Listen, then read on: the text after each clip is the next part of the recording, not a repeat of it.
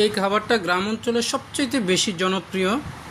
কে কে খেয়েছেন জানি না, কিন্তু এই খাবারটা বিশেষ করে কুমিল্লার অঞ্চলগুলোতে, দক্ষিণ পূর্ব বাংলাদেশের দক্ষিণ পূর্ব অঞ্চলগুলোতেই বেশিরভাগ খাওয়া হয়, যেটাকে মুঠা বলা হয়। এই মুঠা দিয়ে আপনার ভর্তার আইটেমটা খুব সুন্দরভাবে ম্যাচিং হয়।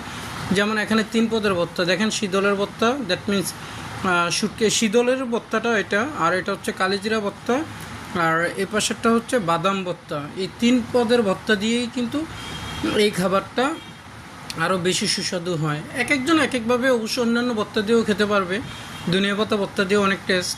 তবে আমার কাছে এই 3টা ভর্তাই জনপ্রিয়, আমার এই খুব ভালো লাগে, আমাদের অঞ্চলে জনপ্রিয়, তাই জন্য আমি এটা বেশি খাই। ওকে, দেখেন বন্ধুরা, দেখতে পাচ্ছেন এই যে ভর্তা আইটেমটা। এই খাবারটা কে কে খেয়েছেন জানাবেন। ওকে বন্ধুরা।